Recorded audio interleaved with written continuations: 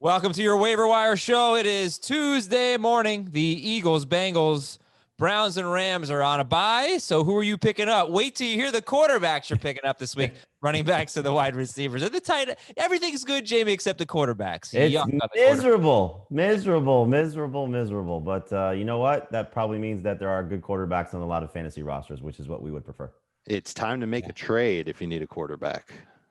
Yeah, and really, there aren't that, look, Wentz, Burrow, Mayfield, Goff on bye. So I guess you're right. There are good quarterbacks on fantasy rosters. That is a relief. How would you guys describe the waiver wire? I think it's great. I think it's really fun this week. Jamie, how about you?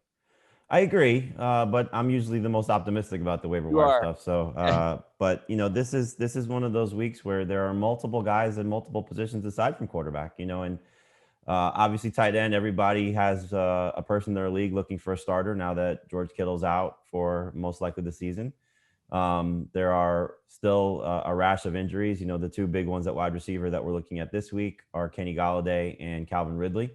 So, there's at least, trying to replace a potential starting wide receiver on some teams. And then the running backs, there's some good options, so they're interesting options, but they're good options if these guys get starting roles for at least one more week. We don't know about the Seattle running back situation, but DeeJay Dallas could be really good. JaMychal Hasty has an opportunity against a terrible run defense, even with his team falling apart around him. Jordan Wilkins could be the lead running back for the Colts, based on what just happened and the fact that Jonathan Taylor has an ankle injury. So there are guys that could help you. And then wide receiver is always going to be deep, but again, they're guys out there. So that's a fun thing to do when you get to week 9 in the waiver wire. Dave, what do you think? Oh, I think it's good. I think there's plenty of players that are out there. If they're like Damien Harris, to me, is the top name at 61% rostered. Maybe there's a chance he's still out on your waiver wire. And if he is, he's got a chance to be someone that helps put your team over the top and into the playoffs. Okay, well then let's get right to it. Give me your top 3, 4, however many priorities you got.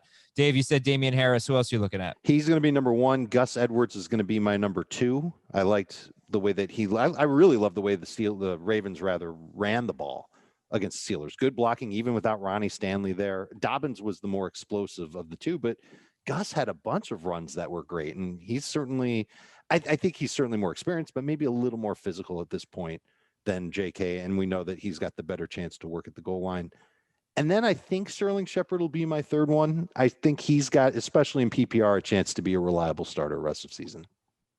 He has 6 or more catches in all 3 of his healthy games. He left week 2 with an injury. So if you don't want to count that, I wouldn't Azer stat, but that's 6 targets, 8 targets, and 10 targets for Sterling Shepard in 3 healthy games. And he caught 6 to 8 balls in all 3 of them. So maybe he's a lot different depending on format, but in PPR, I don't know how you don't have Sterling Shepard on your team, 45% rostered. And we've been saying that for a couple weeks now. Jamie, you heard Damien Harris, Gus Edwards, Sterling Shepard. For Dave, how about you? Who are some of your top priorities? DeeJay Dallas, number 1 by far, just based on what he could do this week and what he should be able to do, plus his roster percentage. That's something you got to factor in because not a lot of people are going to find Damien Harris. Harris would be 2, with the hope that he's still out there and what he should be able to do this week against the Jets. You never know what's going to happen moving forward, and he doesn't catch the ball, but obviously he's the lead running back for the Patriots. And then after him would be Jordan Wilkins. Look, if you can get the number 1 running back for the Colts and they decide to make a switch for whatever reason, or if Taylor is hurt because of the ankle injury, you want to have those guys on your team, those 3 running backs. So it's those 3 guys easily. And I go back and forth between Wilkins and Harris just based, again, on what the roster percentage is. Dave, where are you on DeeJay Dallas? It's risky for sure. Absolutely. And there's no chance that he's going to be the guy rest of season. If you need a guy for just week 9, he's got a chance to have that opportunity. And I love the way that he caught the ball in the offense, and the touchdowns you can't argue with either, but not a great rushing average. And this is still a Seattle team that's going to throw a lot. Man, we've been waiting a long time to say something like that.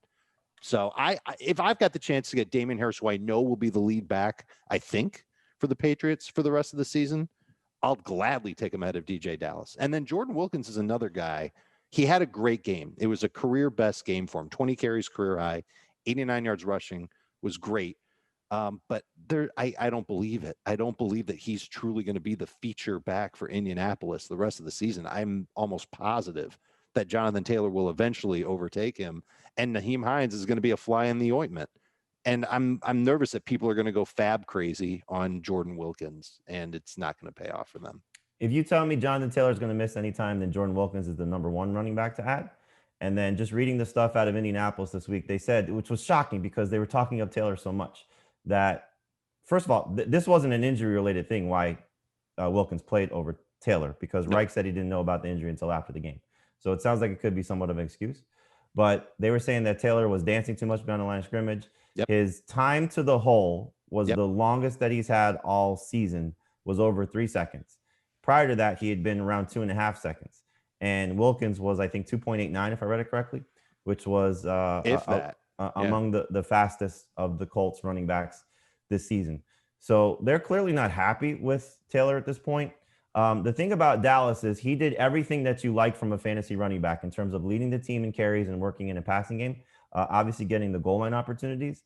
And yes, he does not have as long of a leash as what Damien Harris should have. But we're trying to win games right now. And so if I can get a chance to get DeeJay Dallas in a matchup against Buffalo, who's allowed a running back to score in 4 games in a row, 2 guys to go over 100 yards over that span, one of which was Damien Harris, I'm absolutely taking DeeJay Dallas first, and so should you. No, well, but hold on. Dallas, okay, it's not like he played that well. 2.3 yards. Doesn't matter. He also did it against San Francisco. No, but listen, 3.4 yards per catch. It wasn't good there. Travis Homer was active. Travis Homer played, and he obviously was hurt. It was an emergency situation. All you need is Homer to be healthier, and maybe they go back to him, or at least they split it. Or Carlos Hyde plays, or Chris Carson plays. So but everything that you're hearing from Pete Carroll right now is, first off, Carson may not even get on the field until Friday or Saturday, so it doesn't sound very encouraging for him to play this week. And Carlos Hyde, I don't know if he's going to play over DeeJay Dallas at this point, based on what we just saw. I agree with. What? It's Carson. Was he so Carson. Good? Like first of all, this was against San Francisco. Give the defense credit. I will give the defense credit, but don't give DeeJay Dallas that much credit because he didn't play that well. And also, he's a rookie. You got to worry a little bit about pass protection, those types of things. Like I don't think DeeJay Dallas is going to play over Carlos Hyde. If it wouldn't surprise me. It could be. It wouldn't surprise me either, and it could be a split. But he's not going to play over Chris Carson. And Carson, it sounds like he's got a chance this week. And maybe it's going to be by week 10 or 11, Carson's back in the saddle as the lead guy, and DeeJay Dallas is a scrap again. Sure. I mean, and look, and let's face it. With Damien Harris, whenever we get above 50%, we're talking to 10-team league fantasy managers here. Most 12-team leagues have Damien Harris rostered. Sure. So why not Gus Edwards? Though? Right. That's the other guy that I would. Well, I mean, Dobbins was better than Edwards, and Edwards doesn't catch the ball. If he doesn't score, you're getting those dead zone running back numbers that we don't like. But he might have rest of season appeal. It's not nearly as good as like Harris, and potentially not Dobbins even played more snaps than him. Mark Ingram's going to come back. I don't know how great Gus Edwards is if he doesn't find the end zone. Okay, but we're basically just talking. If we're comparing Dallas to Edwards, we're basically just talking about this week. We really don't think Mark Ingram's going to play this week, right? Right. That's the expectation, though. Right. So I'm just saying that if you told me that Hyde and Carson were both out, yeah, so that's one thing. But it seems like the possibility of the party being ruined for DeeJay Dallas is, I don't know, 50%. So sure. I just want to point that out. So there's some risk there. Whereas Gus Edwards seems like has a lot more certainty to get probably 12 to 15 half the work, something like that. Yeah, I mean, look, they're all quality options to pick up off the waiver wire. To me, DeeJay Dallas has the highest ceiling based on the matchup that he has, based on the workload that he just had, based on his work in the passing game. I'm going to shoot for upside more times than not, and DeeJay Dallas has the most of this group.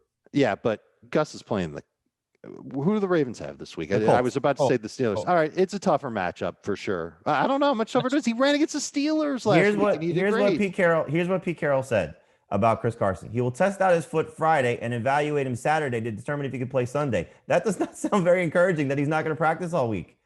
I don't know. And then think about that. And this is to your point, James. Like if they're going to go and evaluate him on Saturday, does that mean he's making the flight? He's going to go with the team all the way to Buffalo to not play? Maybe they evaluate him on the tarmac before they get on the plane. Who knows? But you guys don't. You think maybe it's a little bit better than 50%. Maybe it's a little bit better than 50%. And don't Carlos Hyde me. Like Hyde, it would be. I guess I shouldn't say that. You really? What you think that No. I think you're right. You're right. You should Carlos. I don't know if I'm right. I apologize for that. No, you are. Right, There's no way that if Carlos Hyde is active, DeeJay Dallas is going to be the one-man show. And that's really what he had last week that helped him out, was being the one-man show. And if Hyde's there for whatever reason, if he practices this week, if Homer is ready to play, he's not a one-man show anymore. I'll take Gus. All right. By the way, the next 2 games for J.D. McKissick are against teams that allow bring him up. 4th most and 6th most receiving yards per game to running backs. So if you can't get those other guys and you're in a PPR league, maybe J.D. McKissick bounces back after a bad game against the Dallas Cowboys, who only do one thing well, and that is stop pass catching running backs. That's why I think this is an interesting week. You got Marvin Jones, obviously, and Sterling Shepard, and that was a pretty spirited debate about the running backs. But Damien Harris is high on the list. Gus Edwards, DeeJay Dallas, Jordan Wilkins, and a couple of tight ends who have great schedules coming up. Eric Ebron's been in the midst of a great schedule run, and he usually gets you around 50 yards, which isn't bad. Dallas this week, and then it gets even better than that with Cincinnati and Jacksonville, who are 30th and 31st against tight ends. And Austin Hooper, coming off a bye, he had 6 to 10 targets and exactly 5 catches in 3 straight games. So that's great for PPR. He faces the Texans. They allow the 8th most points to tight ends, and then the Eagles, and then the Jaguars. He doesn't face a team that's not 20th or worst against tight ends until week 15, I believe. And that's the Giants, who aren't that good against tight ends anyway. So Ebron and Hooper have good schedules. I want to ask you about Corey Davis, if he's available. 67% rostered. Been great stuff so far. 2 straight games with 10 targets. But Bears and Panthers next 2 weeks, they are 2nd and 5th. Do I have that right? Or is it Bears and Colts? I'm sorry, it's not the Panthers. Bears and Colts.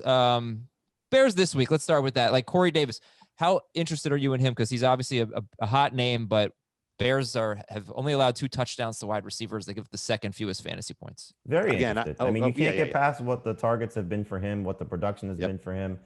And he has been this year's Devontae Parker, a guy written off for, his own team, and has played fantastic and has put himself in a great spot going into free agency. So, look, A.J. Brown is obviously still the number 1 guy for the Titans. You still have Jonnu Smith, even though he's been struggling of late. They're going to run the ball. But Ryan Tannehill and Corey Davis have a strong connection. And anytime you get a receiver that's getting, double-digit targets or close to that, which is what Davis has been basically all season, it's hard to overlook what he could be and what he has been. So, yes, tough matchup, but I'm still going to start Corey Davis as a low-end number 2 receiver, definitely as a high-end number 3 guy. And so if I'm in a 3-receiver league, I'd love to have Corey Davis on my team. Absolutely. And I love the fact that he's giving you at least 11 PPR points every game this season. He's played 5 for 5. That's a great safe floor, and he's giving you at least 15 PPR points in 3 of the 5. By the way, Shraggy B says Carlos Hyde not expected to play in week 9. So that certainly helps. Certainly helps for DeeJay Dallas. Buffalo has been just horrible against the run. It'd be a great opportunity for him. I guess you don't think, just to go back to that, you don't think Travis Homer would play ahead of him? He might on passing downs. Passing downs guy, right? Okay. All right, let's talk. I don't think they're comfortable with Homer in a bigger role than that. Let's talk fab here. How much fab are you guys looking at for your top priorities? See, now here's the thing, because this is you're at a point in the season where if you're desperate, you got to spend whatever you got to spend to get the guys on your team just to help you get some production. So that's the first thing you got to say whenever you're looking at fab or holding the top waiver spot. Don't just sit on it and sit on it for the big injury, because that just may not happen for you if you're stuck. I'm gonna the way that I'm writing it is right around 15% for these running backs, because there is no certainty for any of them. Even Damien Harris as the lead running back for the Patriots, because in the 2 games prior to the Bills game, he was bad because the team was bad. And so yes, they get the Jets this week, but it's no guarantee that he's going to be good because he doesn't catch the ball. So he's a guy that you got to factor in terms of spending your fab budget as well. So I would say around 15%, but it kind of goes in hand with, where you're at in your league, where you're at in your season, and what you need to do to get these guys on your roster. The only 2 players, honestly, that I would spend a lot on, and this is going to sound weird, is Nick Mullins and Jake Luton, because finding quarterbacks in 2 quarterback and super flex leagues is impossible. And so to get these guys, you might have to spend a little bit more. And you're probably desperate if you're looking for a quarterback at this point. So I totally get that. Is there a long-term play? We're talking so much about week 9, but who's the guy that you think could actually stay on your roster and help you most weeks if there is? Harris is first if he's there. Sterling Shepard would be second for me. Could Marvin Jones Shepard would be first. Shepard would be first. Over Damien Harris? Yes. All right. Maybe that just depends on what you need. Yeah, I don't know. I mean, I'm always in a PPR mindset, so Damien Harris is always going to be somewhat low in those formats because he doesn't catch the ball. If he doesn't score, you're screwed. In terms of long term, I'd put Jordan Reed in that conversation. You know, if he's the guy now for the 49ers, clearly there's some upside there because of the Kittle injury. Of the other receivers, you know, of the ones who are available in most leagues, Alan Lazard. I mean, we saw what he was at the start of the season. You know, that's something you can look at. Yep. You know, if you want to talk Patriots, probably Jacoby Myers, you know, just based on what he's shown you the last couple of games and after the Julian Edelman injury. Right. And then I would still look at Deebo Samuel. I don't know what notes you're looking at, Adam, from what I sent you, but you know, Kendrick Bourne is clearly the more immediate ad, and I think they're going to have to throw just based on how this team's going to look. But Deebo Samuel would be somebody that I try and stash if you can, just because they're going to end up having to use both wide receivers now that Kittle's hurt. Where did Marvin Jones end up on your list? He's the first receiver to add this week for me, but you know, ahead of Shepard? Yeah. Okay. Well, he got Minnesota, right? I mean, so right. Marvin Jones against Minnesota seems like a pretty damn good ad. Yep. Dave, agree? I'd rather have Shepard just for the rest of season appeal. I could see that, but what about just this week, Shepard or Marvin? I have Jones? Shepard right one spot ahead of Marvin Jones in my non-PPR and several spots ahead of him in PPR. Okay. Yeah, Minnesota allowing the second most fantasy points to wide receivers. How about this? The last 4 number 1 wide receivers to face the Vikings have all scored 16 or more non-PPR, 22 or more PPR fantasy points. He is not as good as they are, I would say. They are Will Fuller, DK Metcalf, Julio Jones, and Devontae Adams. Maybe he's in the I mean, they're in the same group of 5, I would say. Yeah. Maybe Fuller, but I wish be a big week for him. It could be a really good week for Marvin Jones. That's my point. And moving forward, I mean, look, we don't know how long Gallaudet is going to be out. So yeah. Now his next 2 matchups, I think it's worth pointing out. His next 2 matchups after this week for Minnesota for Marvin Jones, Washington, they're 3rd against wide receivers, and Carolina, they're 5th. I don't know how much. Shouldn't the Washington defense, which I don't buy, but shouldn't that factor into picking up Shepard if you're just looking 1 week? Well, the thing about Shepard is like he's just catches, I feel. Oh, I like Shepard a lot. I think Shepard is very good. And long term, he's probably better than Marvin Jones if there is no Kenny Gallaudet. If there is Kenny Gallaudet, right. And so, but yeah, I mean, Marvin Jones has such a big opportunity in front of him now that to me, he's the easy one to go first.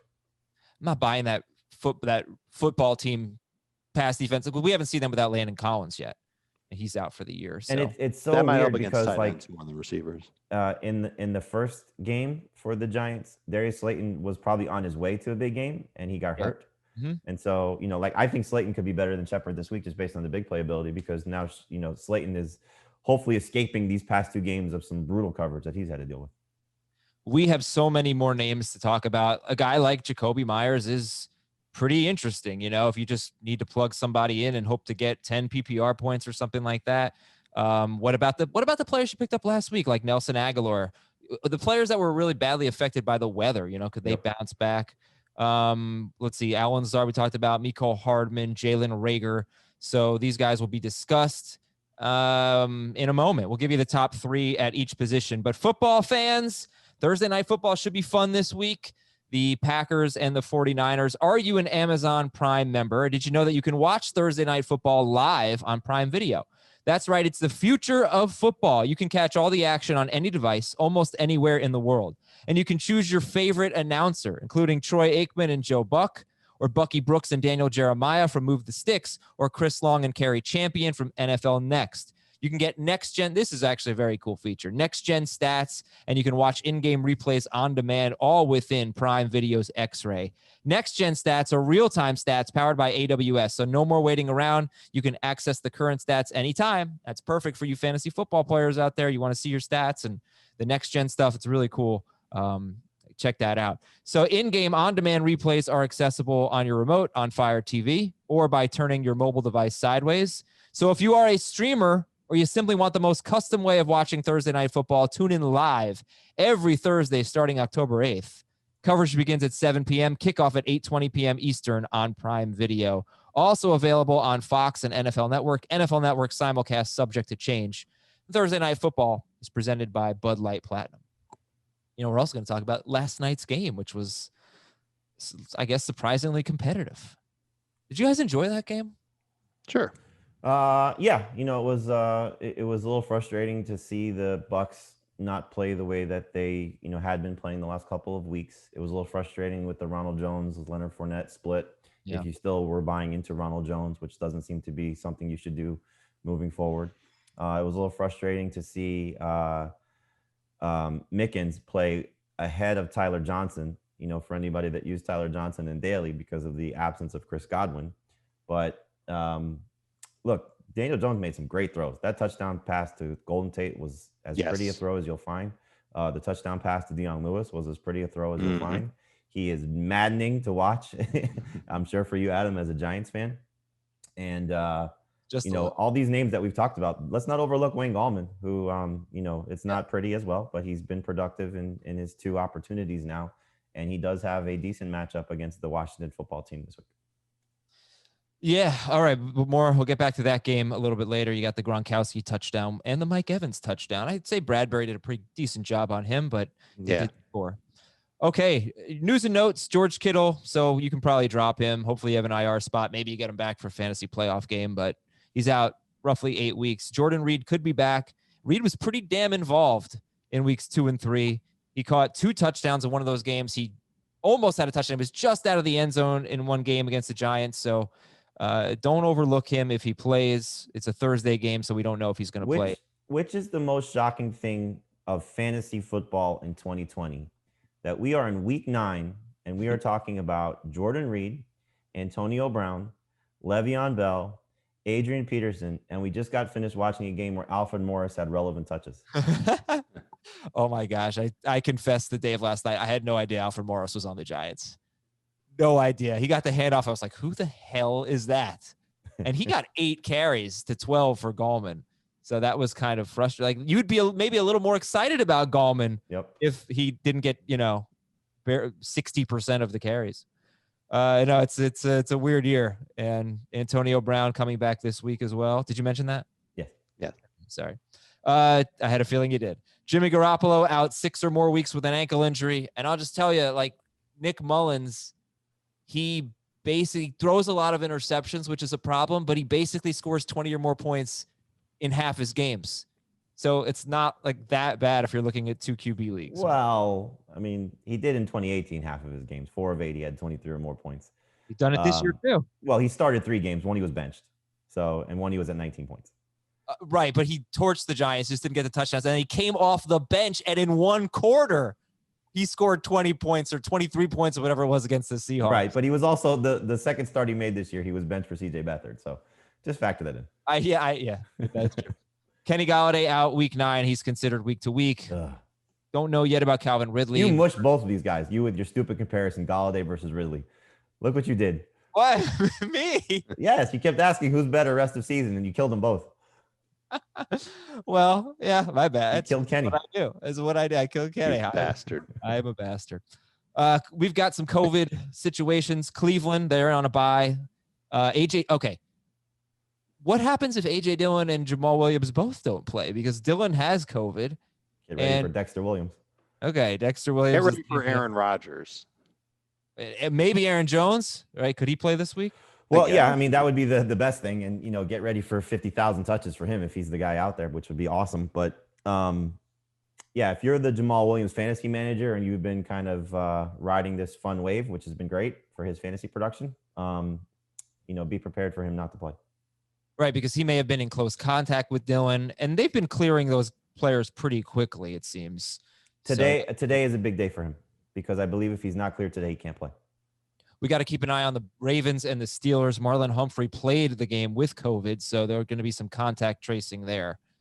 Jonathan Taylor's got the ankle. Darrell Henderson, the thigh injury. They're on a bye.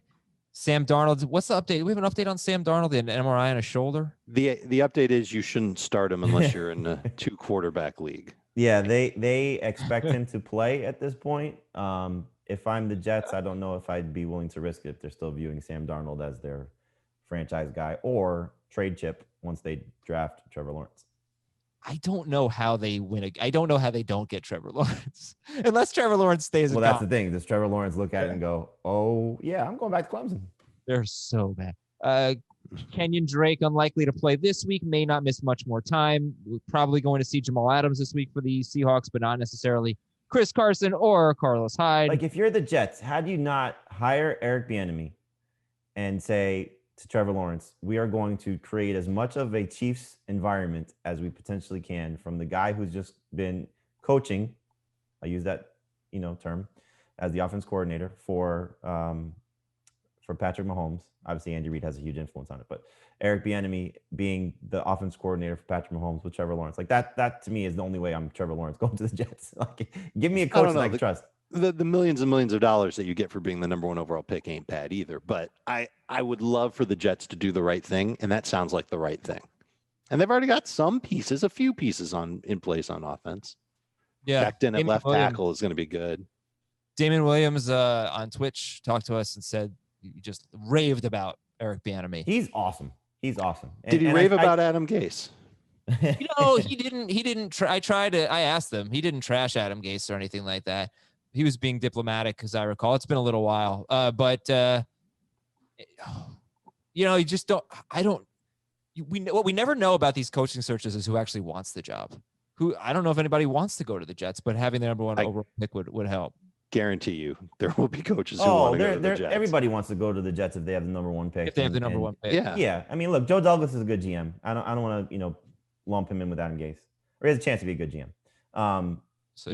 This is a team that's just been a disaster for years, and so maybe Douglas gets the axe as well, and they just clean house with everybody. But right coach, first pick, some nice pieces that you can hopefully build around. They got the 2 picks from Seattle that they'll use hopefully the right way. But Adam Gase has to go. Yeah, it's going to happen. Okay, just real quick. The Saints acquired linebacker Quan Alexander from San Francisco. If you're in an IDP league, you might be too late on this, but Dre Greenlaw, who's San Francisco linebacker, Dre Greenlaw has been filling in, and he'll get a lot of run. Now, he's been good in IDP, so take a look at him. Tennessee acquired cornerback Desmond King for a 6th-round pick from the Chargers. Detroit defensive end Trey Flowers is on IR. It could be a good week for the Vikings. Obviously, it's going to be for Dalvin Cook, but start Dalvin Cook. We'll see if we like Kirk Cousins this week. We'll talk about that in a moment. And Chargers defensive end Joey Bosa in the concussion protocol, which would certainly help Derek Carr and Las Vegas. Let's do our favorite at each position here. We have not talked enough about guys like, any quarterbacks. So let's start with that. Top 3 quarterback priorities, Jamie. Well, this is an ugly group. But if you're desperate, I like what Drew Lock did in coming back against the Chargers last week. I hope that he gets getting Tim Patrick back, because Patrick was close. Then he would have his full complement of receiving options. I think for the first time all season, factoring in Cortland Sutton not being there because of the ACL tear. But it's a decent matchup. When you look at the Falcons, I know that they've turned the corner a little bit under Raheem Morris, but some of it is circumstantial. You talked about this, Adam, about the low pass volume for Teddy Bridgewater, how little they had the ball last week's game. Prior to that, though, every quarterback over 300 yards passing, every quarterback aside from the last 2 games, multiple touchdowns. So Stafford a little bit unlucky to throw for 340 and only get the 1 score. So I think Drew Lock in a 14-team or 16-team league, if you're desperate, can be okay. Nick Foles, same thing, coming off his second 20-point game of the season. First as a starter, because his first came against the Falcons when he stepped in for Trubisky. But another favorable matchup. The Titans, either 300 passing yards or multiple touchdowns in every game since week 1. And so I think that Foles will have an opportunity to be in that 20-point range again. So 14-team, 16-team league, that's really the only type of leagues that you're looking at these quarterbacks for. Again, aside from potentially Mullins or Luton in 2 quarterback or super flex leagues where you just might be desperate and you're looking for some hope. You said Lock and Foles. Is there a third? Kirk Cousins would be the third? Yeah, look, 14 pass attempts last week. It's clearly a guy that is not going to be a high volume passer if you just go by the trends. He's 5 of 7 games with 27 passes or less. But in 2 of his last 3 against the Lions, you're going back over 2 seasons now, he has 2 games with, I think it's 25 or more fantasy points. It might be more than that. It has to be more than that, because he had a 3-touchdown game and a 4-touchdown game in back-to-back games prior to his last meeting against them. So the hope would be, and it stinks that there's no Gallaudet, but give the Lions some credit. Their run defense has turned the corner a little bit. Not that they're going to stop Dalvin Cook, and clearly not benching Dalvin Cook, but if they contain Dalvin Cook and their offense shows up and then it's a little bit more of a shootout, then Kirk Cousins hopefully will have to throw a little bit. So again, we're talking 18 to 20 fantasy points is kind of where these guys lie, which puts them in the, at best mid-teens. But this is just completely desperation plays at this point. None of these guys are must-start guys by any stretch in 12-team leagues. And if you can, because people, whether it was the weather or whether it was bye weeks or whatever the case may be, Derek Carr could still be out there. He's, I think 70% is his roster percentage. I think 80 with him. I'm sorry, 80 for him. Yes. Stafford 79 and Cam Newton 75. So if those three guys are available, who do you like? How would you rank them? Carr, Stafford, Cam? Newton, Carr, Stafford. Stafford last against Minnesota. Yeah, just because of the Gallaudet injury. Right. But I mean, Carr should have, give Carr credit. He's been fantastic this season and throughout last week's game because of the weather. But I think you look at this Chargers defense, they're down a corner now. They're potentially down Bosa. Their defense gives up, here, the formula for success against the Chargers is go down 24-3. Yeah. And then you're going to storm back and have an amazing fourth quarter, and you're going to look like the best quarterback in football. I think as I said this yesterday, but I think it's 4 straight games they've had a 16-point lead or more. It's an NFL record. Yeah, and they've lost all of them. Dave, real quick, I kind of feel like I may have just jinxed the Jets. Maybe they beat the Patriots this week, but no. Cam Newton, how much confidence do you have in him? 75% rostered. I originally had him on the Dropometer. Then I saw he was. Yeah, I understand it's the Jets, but my God, he's so bad. But the Jets have given up 57 yards and a touchdown rushing to Josh Allen, 31 yards and a touchdown rushing to Kyler Murray, and then 61 yards to Allen last week. So that bodes well for Cam. How much do you like him this week? I flirted with putting him in my top 12 at quarterback this week. I can't do it. I like Stafford better.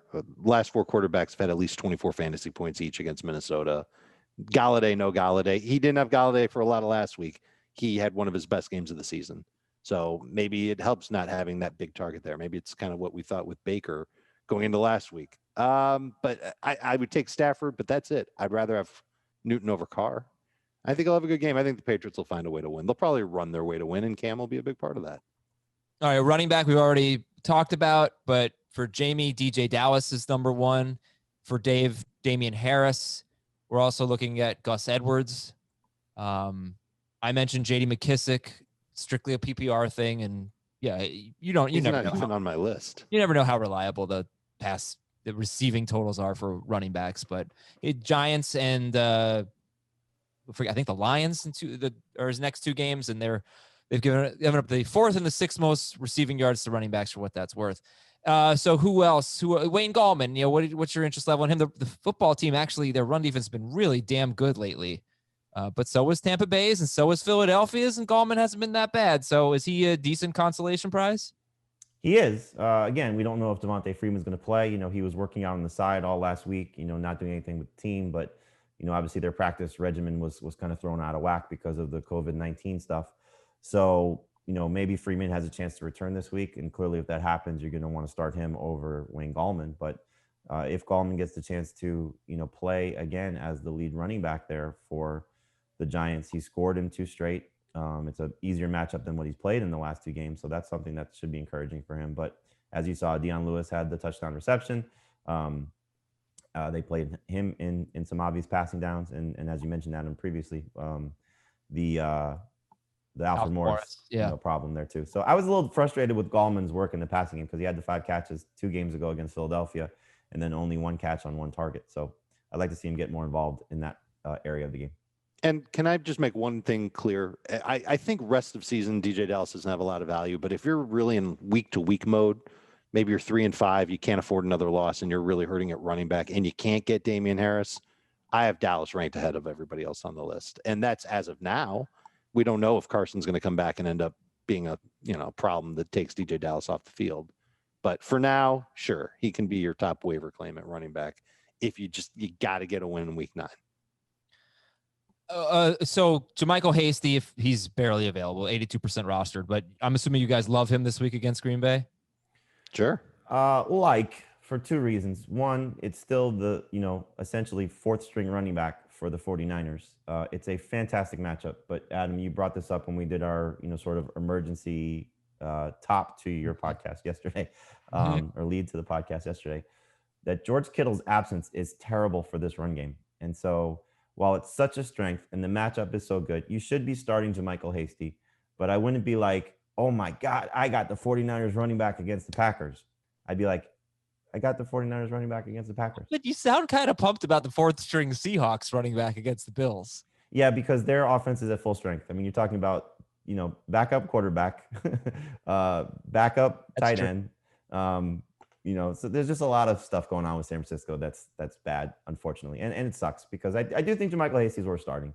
And yes, if he's available, you should go pick him up because there are some people that probably dropped him after Tevin Coleman was ruled active. And I get it, but you still saw, you want to talk about bad rushing average. What was he, 12 for 29? Yeah, he was in that game against Seattle. So yeah, he was 9 for 57 the week before, but they score a rushing touchdown. Yeah, 1 week. You pointed that out. But if they're behind, we saw McKinnon play a lot.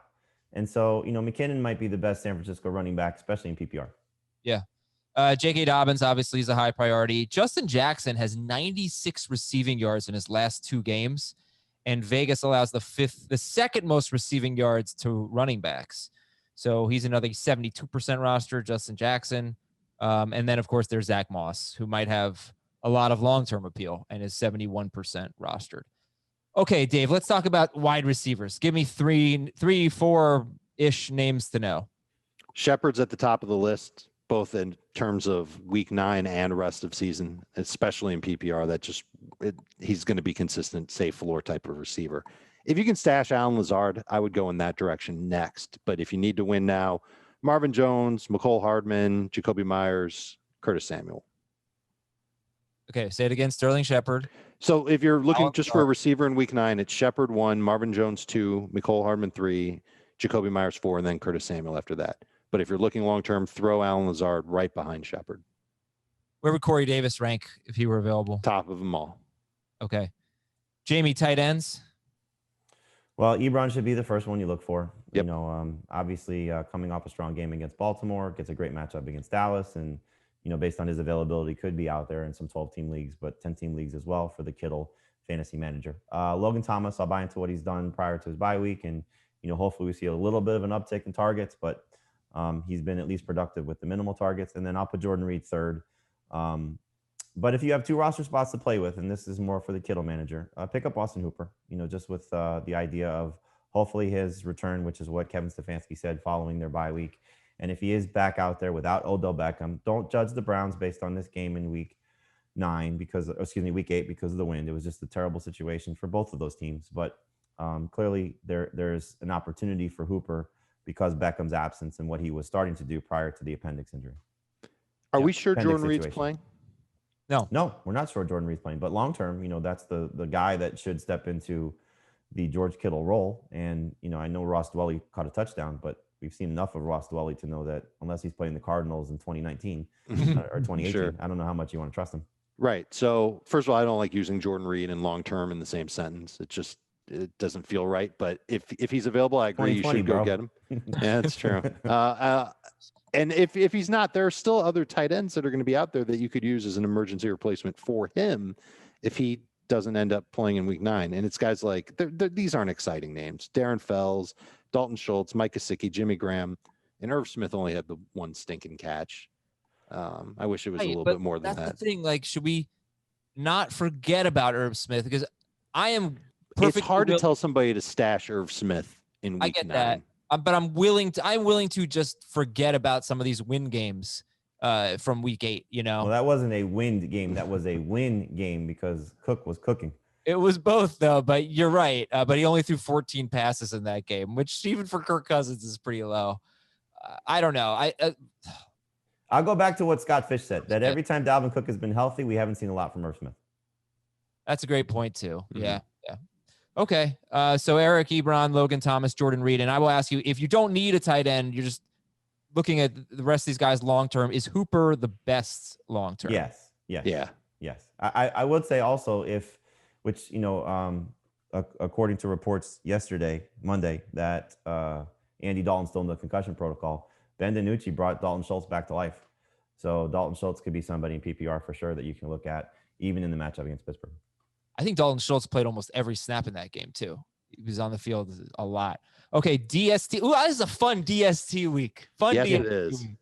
All right, Jamie, why don't you give us your top 3? Well, I mean, you're guaranteed a turnover from Daniel Jones. He has one in all but one of his starts on his career. So the Washington football team, they did a nice job against him in the first time, and their defensive line will hopefully be healthy coming off their bye week. So that's a good one. Look, the Dolphins had a great win. Tua Tagovailoa did not do much. So you get the Cardinals coming off a bye, Tua's first road trip. That's one I would look for. And then, as you said, Adam, Nick Mullins throws interceptions. So the Packers coming off a frustrating loss, I think that they'll be able to, if they're playing with a lead and Mullins is chasing points, he'll get erratic. So the Packers would be one that I would look for as well. Honestly, I think the Giants are interesting. They had a Giants would be the fourth one. I only gave you 3, but the Giants would be the fourth. Yeah, the Giants are the 12th best DST. I mean, it really depends on your scoring, but this one league that I use, it's just like a kind of standard old school league. They're 12th per game, and they crushed the football team a few weeks ago. They had a pick 6. They scored like 17 points. Dave, is there any other DST? Oh, Houston. Like, what about Houston against Jake Luton? Not bad. I don't really want to trust them. They're not that good of a defense. Okay. I noticed the Titans get a lot of interceptions, and I noticed Nick Foles likes to throw some of those too. So you should be happy with your DST this week, I think. Kickers, who wants to take this one? Jamie does, because I haven't looked. Well, you got Fairbairn, who had a double-digit fantasy game against the Jaguars the first time around, so he gets Jacksonville again. Zane Gonzalez has been good as part of a good offense. He gets the Dolphins at home. And then anybody facing the Jets, they're going to score points. So I put Nick Folk as the third option. Great. Thank you. Tampa Bay 25, Giants 23. Tom Brady did finish with 23 fantasy points. It was a bit of a struggle. He threw 40 passes, which is pretty typical for him. Interesting game, I guess. Let's talk about Fournette and Ronald Jones. Don't do anything wrong ever, Ronald Jones. That's my advice to you, because you're gonna get benched. And he fumbled, and he basically barely played after that. Is there any doubt in your mind who you'd rather have rest of season? Is it clearly Fournette? It's Fournette, but I don't feel amazing having either one. Fournette had a couple of really nice runs that they were blocked well, and then there were a lot of runs where it looked like he was diving to find the line of scrimmage. It did not look good at all. His role in the passing game needs to be better. I think that he's the one you'd rather have rest of season, and it's 2 mistakes in consecutive weeks for Rojo. So it's going to be part-time work for him moving forward, I'm sure. The snap count was 73% for Fournette, 51 snaps. Ronald Jones played 17 snaps, 24%. Yeah, I mean, Bruce Arians does not like Ronald Jones. Whenever he screws up, it's just go sit down. So I think you just look at it as Fournette should be the better of the two. What do you think about Mike Evans? 5 catches, 55 yards, and a touchdown. He also got open for a deep ball. Bradbury knocked it away. Great play by Bradbury in the recovery. Yeah, and he killed him on that route too, Mike Evans. What do you think He about says he's close to 100%. Well, that's good. And Antonio Brown's coming back. We know he's getting a ton of bad red zone targets, though, which is good. That's good. The problem for Mike Evans isn't so much Antonio Brown this week. It's Chris Godwin. Now, I was a little surprised in the report Sunday from Schefter because what I thought was Godwin was going to be out 2 weeks. And Schefter said that the injury was 4 to 6 weeks. Right. And that Godwin does have a shot to return next week, meaning this week. So if Godwin's still out, Antonio Brown doesn't bother me as much for Mike Evans. If Godwin and Brown are there, then I'm concerned about Mike Evans. So you also have the Lattimore matchup, which we know has been a problem for him. Now, Lattimore has not played well this season by comparison. He's still a good cornerback, but Allen Robinson turned him around a couple times in that game against Chicago. So I wouldn't necessarily fear Lattimore if I'm Mike Evans' fantasy manager if there's no Godwin. But if Godwin plays, then I think you got to go back to Evans as more of a touchdown or bust number 3 receiver. It'll feel like the game that he just had is going to be pretty close to his ceiling. 5 for 55 and a touchdown. I mean, he's missed the end zone, once on the year or twice? Yeah, once. Right. And so I think you mentioned, Adam, they mentioned last night that Brady is 6 for 6 in the red zone going to Mike Evans. So who's your favorite Bucs wide receiver beginning week 9? Rest of season. Godwin. Really? Even with the injury uncertainty? Yep. Yeah. Okay. I mean, it's a finger injury. So, hopefully he is back next week. But it could change by week 10 if Antonio Brown looks like Antonio Brown. So 2 questions real quick here. Why are people just clinging to Darius Slayton? I guess you see the game, and boy, he got wide open on the interception several times where Jones didn't see him. Jamel Dean is horrible. Oh my gosh. Good job by the ESPN crew for pointing out how horrible of a game Jamel Dean had. I should say he had a horrible game, not that he is horrible, but Slayton was burning him every time, basically. And then, yeah, it seemed like he just didn't really see the ball on a deep ball in the end zone. I'm not sure that one. There was the one they pointed out and the one that was in the end zone where he just didn't look either. Yeah, so that was weird. But he's got 2 games this year with more than 10 PPR fantasy points. That is not good. Both those games were huge games. But he's 87% rostered. Why are we hanging on to Darius Slayton? Should we be? And then Evan Ingram, he 5 catches, 61 yards on 10 targets. That's 19 targets in his last 2 games.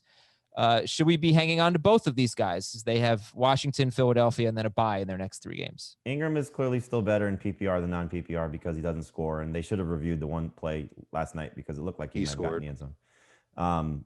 So, look, they I asked Pete Prisco this on Fantasy Football Today on HQ, about Ingram and what his role should be. And, Pete likes to use this phrase, it's one of his many phrases, that he's one of the ultimate tease guys, that the talent is so awesome and you fall in love with it, but is he going to look back on his career and say he just teased us with that talent?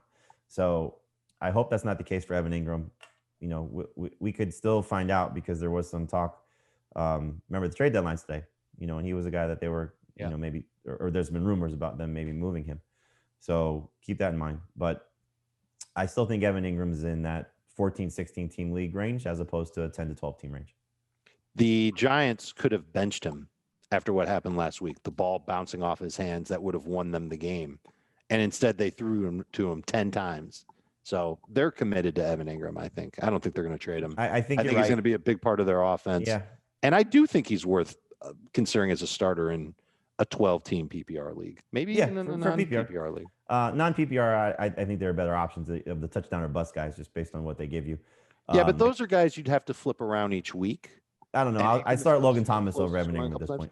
Would you drop him, though? Would you drop Evan Ingram for Logan Thomas? If that's the only move I can make, yes. And how about for Jordan Reed? Well, and if you told me Reed's playing non-PPR. If you told me Reed is playing, then I would drop Evan Ingram for Reed. Yes. All right, Dave, give me 30 seconds or less on Darius Slayton. He's a tease, but part of it is because his quarterback is a tease. And if the offensive line were better protecting the quarterback, I think he'd make better throws. I think Jones still has potential, but he's probably jittery behind that offensive line. So it's wrong place at the wrong time for Slayton. He's at best a number 3 receiver, preferably in non-PPR leagues. I'd rather have Sterling Shepard. Yeah, I feel like I like Slayton this week. I do too. At Washington. Then it's Philadelphia. It's probably not going to be good. He'll probably get Darius Slay and then a bye. Giants' schedule is not bad after the bye, but all right. I mean, they're such a bad offense. Okay, to the rest of the waiver wire. We covered most of it. I had trouble with the Dropometer this week. Drop AJ Green 0 to 10. 6. 3. How about you know what? That's going to be format dependent. I would say 3 in PPR and like 7 in non-PPR. How about Baker Mayfield, who after the bye has Houston, Philadelphia, Jacksonville, Tennessee, and then weeks 15 and 16 are the Giants and the Jets. 10. Yeah, I'm not holding Baker in his bye week. Mike Gesicki. It's 8. He's not a guy that you need to hold on to, but it's so unfair to judge the Dolphins after that game. What do you do with Nelson Aguilar and Rashard Higgins? Higgins is a drop. Aguilar, I think, is still a hold. If you can. What about Beasley? I would like to see what Aguilar looks like in a non-win game, which is going to be this week. We've seen it. He looks amazing, but I fear that fantasy managers are going to need that roster spot for something else. Sure, if you need to drop him, you can drop him, but I don't think it's a must. Yeah, it's easier to get away from Higgins. Cole Beasley? 0. 0 in PPR, 5 in non-PPR. Yeah, I don't think Jamie's enthused about John Brown, but I kind of am. Oh, I'd love to see John Brown play well, but we've seen Cole Beasley play well when John Brown's played well. Yeah, And yeah. we just saw the run game get going finally for Buffalo. Like they got Seattle this week, Right. so we're excited about the passing game. So if you guys you're going to regret dropping Cole Beasley this week if you do. But who are you going to rank higher, Beasley or Brown? Beasley. I need to see Brown 100% healthy. Okay. All right. So to the quarterbacks, then, this is going to be just reiterating a lot of what we already discussed here. The three that you're hoping are available, shallower leagues, would be Stafford, Carr, and Cam. I believe Jamie goes Cam, Carr, Stafford, and Dave goes Stafford, Cam, Carr, right? Yep. And then on waivers, Drew Lock, Nick Foles, Kirk Cousins. They have great matchups and opportunities, and hopefully you don't have to start them. That's the way Jamie ranks them. Lock, Foles, Cousins. Dave, any major objections there? I believe that's how I've got it too. Lock for sure is at the top. Nick Mullins, it's an interesting matchup for Mullins because the Packers, they are 27th in yards per attempt allowed. Nobody really thinks they have a good pass defense, but they do limit fantasy points, probably because just teams run all over them. So 12th against quarterbacks in fantasy points. And then Tua is always, decent option. Got some long-term upside. I don't think anybody's comfortable starting him right now, but Tua exists, and Jake Luton against Houston. I really hope the Cardinals pull ahead early and they force Tua to have to make plays and throw. So we see what he can be. Phillip Rivers, any interest? 2 big games in a row? Not against Baltimore. Daniel Jones against Washington? No. I'd prefer not to. Yeah, what did he have first time against them? 11 fantasy points. 11? Oh my God. And that was like, I thought I had him at 15. Maybe he's 15. 74 rushing yards and he scored 15 points. Right. That was without Shepard, so we'll see. It was. He only threw Like I would take him ahead of Tua or Mullins or if you're starting if you're starting a guy this week, you'd start Daniel Jones over Tua. Yeah. I would rather have Locke than Daniel Jones this week. Right. I'd rather have Mullins than Daniel Jones this week. Running back. I don't know how much more we need to say about running backs. How do you feel about Justin Jackson right now if he were available, just this week and long term? I like him a lot. I think that he's the best running back for the Chargers, and I think Troymaine Pope is probably the second best running back for the Chargers. I would expect Jackson to have that lead role and Pope potentially getting that 8 to 12 touch role that we talk about that the second running back gets. I think Kelly's had it. I don't think he's getting the job done anymore, and it's frustrating because he was so good early on in the season. But Pope looked great, and Jackson looked really good. The problem with both those guys is Kelly is still going to get some touches, whatever number that may be. So that's going to limit the ceiling for them. And it seems as if they're going to use Jackson mostly on passing downs, which is good. Mm-hmm. But I don't think any of them are must-start guys. Jackson has the highest ceiling. But, it's just you'd like to see him give Jackson the workload that they gave him in that Week 5 game against the Saints when he had 20 touches. If that's the case, then he could be a starter. Yeah, I like the matchup against the Raiders. I think that I do too. I think he can be. Yeah, I mean that's the safest way to play it. Yeah, well, like I mentioned, the Raiders go up the second most receiving yards to running backs. Jackson has 11 targets and 96 yards in his last 2 games receiving. Who do you think is better rest of season, Zach Moss or Justin Jackson? Moss, because Eckler's coming back. Right, but with Eckler back, I would start Jackson over Moss for this week. Certainly in PPR, and it's closer in non-PPR. Okay. DeeJay Dallas, Jordan Wilkins. I didn't. When we ran through those top 3 earlier, I'm not sure I mentioned Jordan Wilkins, but he got talked about. I can't overpay for him in Fab, and I can't make him my number 1 waiver claim. I've seen too much of him. I totally agree. Totally agree with everything you're saying. But if they decide that they're going to bench Jonathan Taylor, or Taylor misses any game, including this week against Baltimore, the starting running back for the Colts is basically a number 2 running back. If he is the only guy there, even with Nyheim Hines, because Hines is just a gadget guy on passing downs. So I look at Jordan Wilkins as somebody that if he ever gets a starting opportunity, the game that he gave you could be replicable almost every week with 15 to 20 carries, 80 to 90 rushing yards, chance to score, because that's what the Colts running back should give you. I hope you're right. That's what a Colts running back should give, but the Colts running back that we were hoping for to give that hasn't really given us that this year. And it's a career best game for Jordan Wilkins, and it's the Ravens coming to their place this week. So I'm not as optimistic. Okay, Damien Harris, Wayne Gallman, Gus Edwards, J.D. McKissick, Troy Maine Pope, Cam Akers. Don't forget about him. 47% rostered. Stashy. Henderson dealing with a thigh injury, and they are on bye this week. Any interest in LaMichael Pirine or Nyheim Hines? No. Okay, good. I'd rather take the chance on Troy Maine Pope. Then let's go to the wide receivers. So the check to see if available: Christian Kirk, Cole Beasley, Mike Williams, Emmanuel Sanders. This is a big list. Emmanuel Sanders, Nelson Aguilar, Corey Davis, Jerry Jeudy. All of these guys might be available. Again, that's Christian Kirk, Cole Beasley, Mike Williams, Emmanuel Sanders, Nelson Aguilar, Corey Davis, Jerry Jeudy. And I guess I'll throw John Brown in there. I think he's. After you mentioned it, John Brown's in there too. John Brown would be the check to see if available list is always rostered in more than 65% of leagues. That's the cutoff. So it's a lot of names there. And who would be some of your favorites? Can't believe this guy's on waivers. Pick him up. DK Metcalf. Cole Beasley and PPR would be my favorite on that list.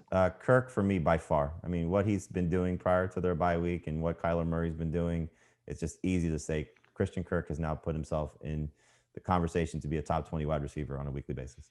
In non-PPR, I would completely agree with you, but I'm worried about that catch volume. One other thing I'm a little worried about with Kirk, just a little, is he has faced he had 19 yards and a touchdown against Carolina, so that wasn't great. But the three games we're excited about have been the Jets, the Cowboys, and the Seahawks. Miami's probably better than those teams defensively. Sure. And I guess I shouldn't. Maybe I should put Kirk ahead of Beasley and PPR. He does have 5 catches in 2 of his past 3 games. And the targets have been good except for the Dallas game, and that was just a blowout win for Arizona.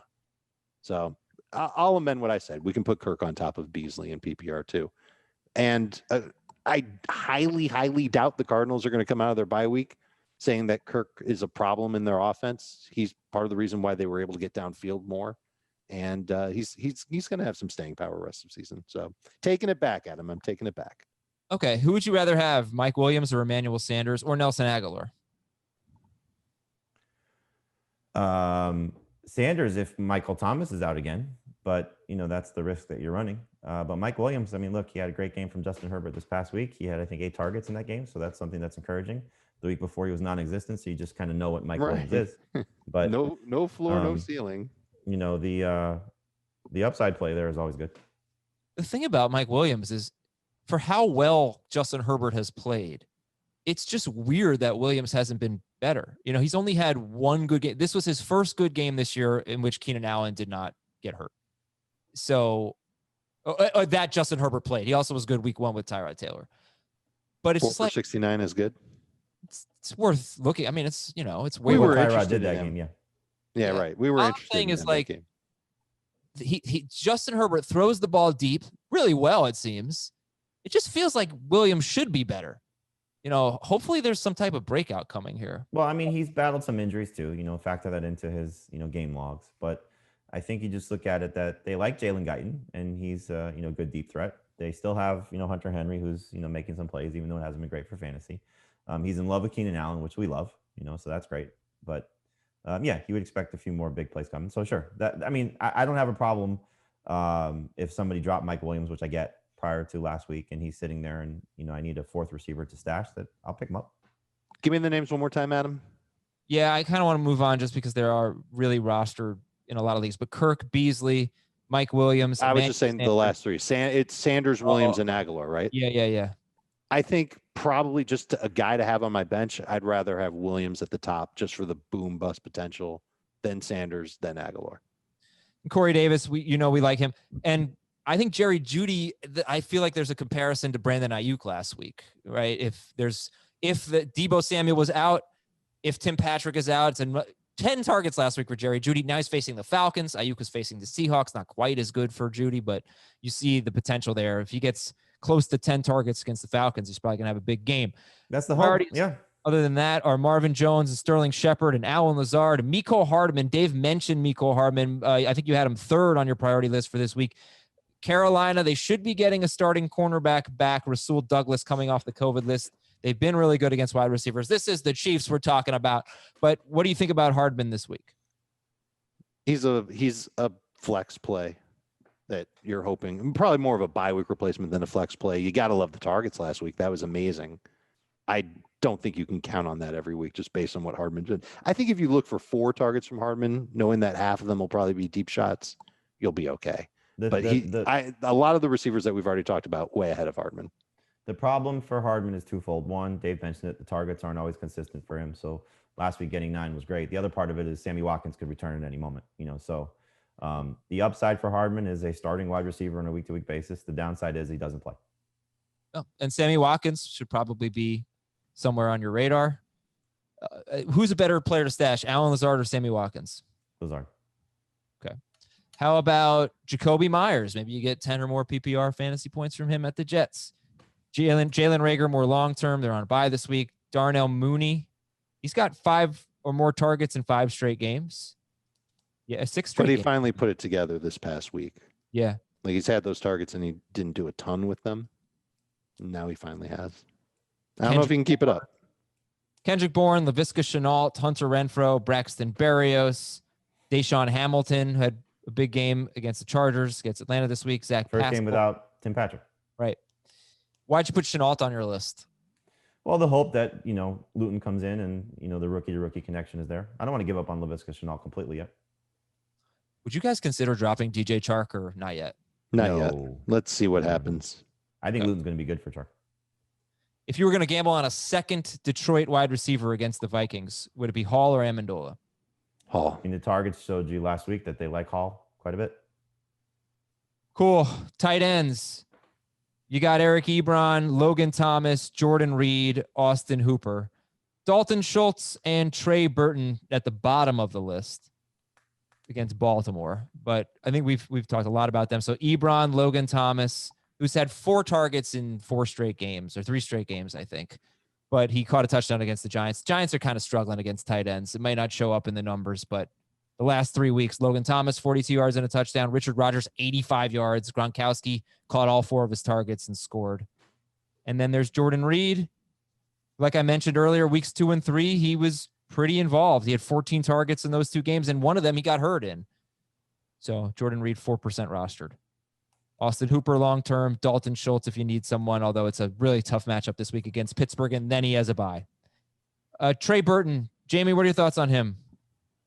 Well, it was nice that they gave him the opportunity to run one in on the Indy special that they tried to run.